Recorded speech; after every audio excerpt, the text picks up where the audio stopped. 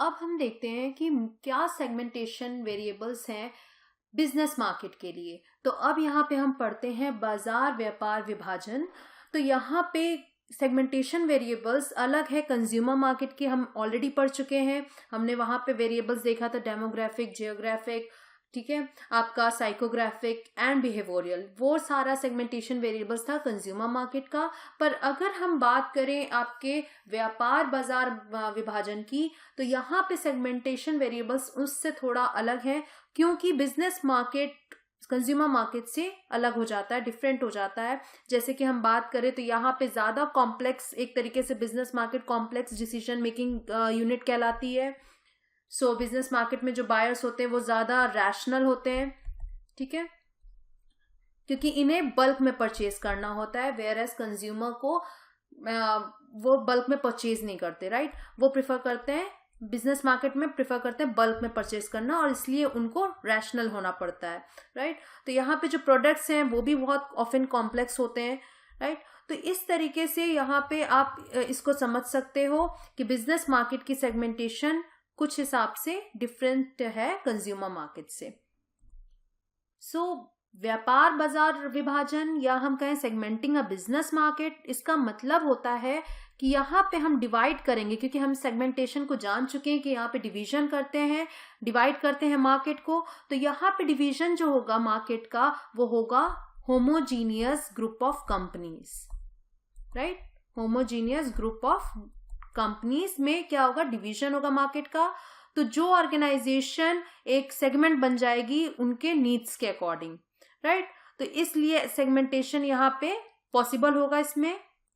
सो इनके वेरिएबल्स भी डिफरेंट है। यहाँ पे सेगमेंटेशन वेरिएबल्स जो बिजनेस मार्केट के लिए यूज होता है वो है demographic, operating variables, purchasing approaches, situational factors and personal characteristics. So these are the variables, or these are the segmentation variables for business market.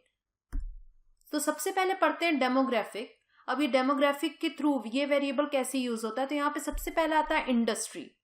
Industry का मतलब ये है कि किस इंडस्ट्री में आप सर्व करना चाहते हो। तो यहाँ पे क्वेश्चन अराइज होता है which industry we serve, right. So industry segmentation बहुत ज्यादा प्रॉफिटेबल हो जाता है।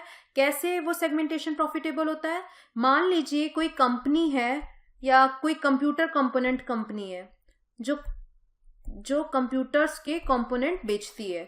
तो वो कंपनी कंपोनेंट्स वो आइडेंटिफाई करेगी उन कंपनीज को जो कंपोनेंट्स यूज करते हैं, ठीक है, क्योंकि वो कंपोनेंट्स को बनाते हैं। और वो किसको टारगेट करेगी, वो किसको आइडेंटिफाई करेगी, जो कंपोनेंट्स को यूज करती हैं कंपनीज, राइट। तो वो उनके लिए क्या बन गया, टारगेट ग्रुप, राइट।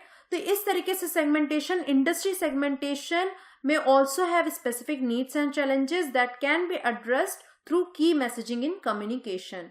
तो यहाँ पे एक तरीके का एडवांटेज मिल जाता है, क्योंकि कनेक्ट कर सकते हैं उन ऑडियंस से जो कि मेनली वो यूज करते हैं उस कंपोनेंट्स को, राइट। तो यहाँ पे विच इंडस्ट्रीज वी सर्व में हम इंडस्ट्री को डेमोग्राफिक वेरिएबल यहाँ पे इंडस्ट्री से समझ जाते हैं कि इंडस्ट्री का सेगमेंटेशन होता है यहाँ पे। नेक्स्ट आता है company size. So question arise होता है what size of companies we serve, right.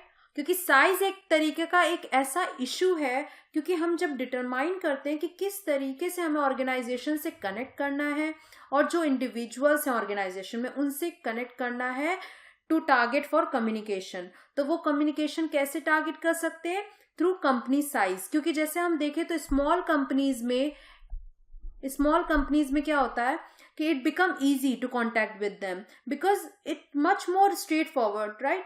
But in larger companies it can be more challenging to identifying the key decision maker accurately.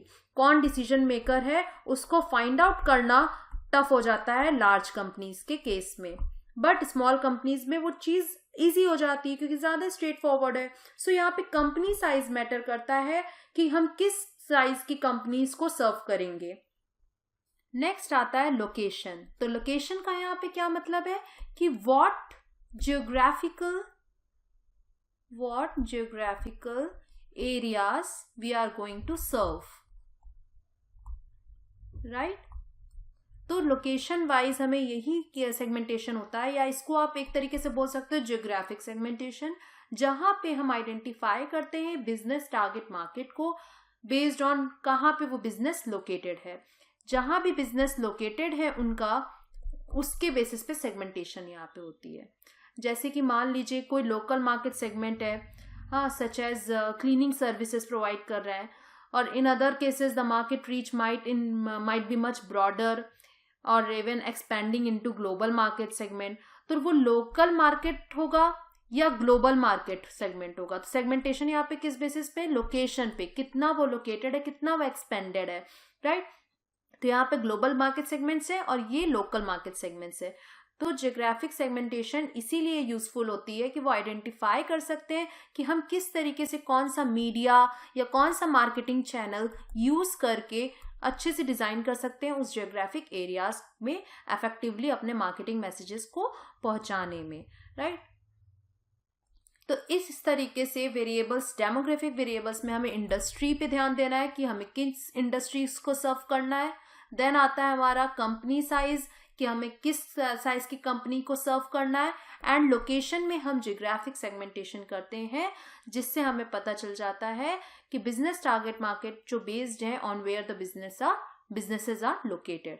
So what are the geographic areas from where we are going to serve? These are the questions to these demographic variables, right?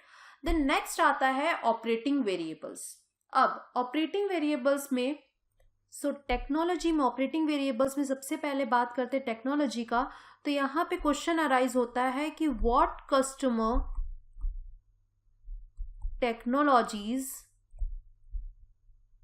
should we focus on?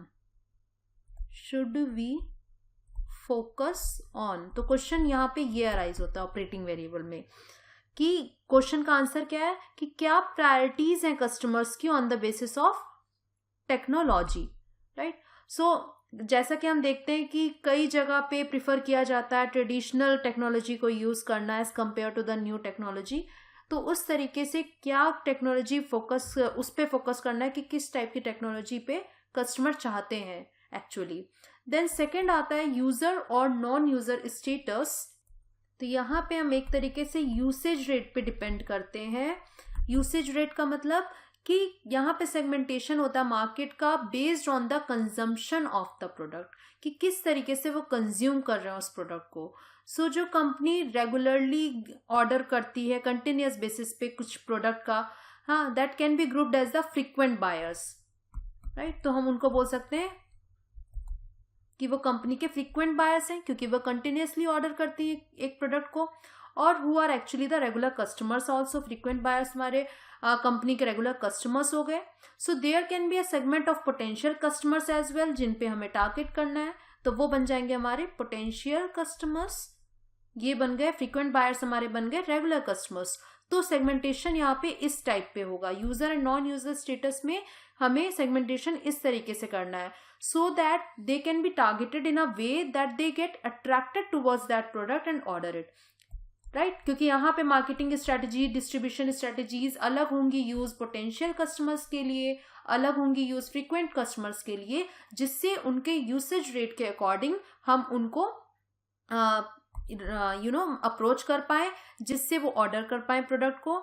तो इस तरीके से यहाँ पे light users और moderate users, उस तरीके से यहाँ पे आप यूसेज रेट के अकॉर्डिंग बता सकते हो। तो ऑपरेटिंग वेरिएबल में यूजर और नॉन यूजर स्टेटस का मतलब क्या है? जो भी आपकी कंपनी के प्रोडक्ट के लाइट यूजर हैं, मॉडरेट यूजर्स हैं, हैवी यूजर्स हैं, एंड इवन नॉन यूजर्स, तो वो सारी की सारी चीजें उनके अकॉर्डिंग सेगमेंटेशन पॉसिबल है।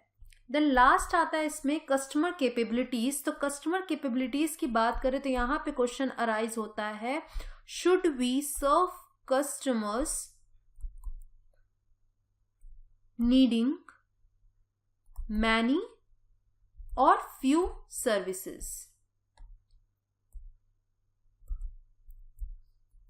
राइट? तो यहाँ पे हम किस तरीके से सेगमेंटेशन करेंगे कि उन कस्टमर्स को अलग टारगेट करेंगे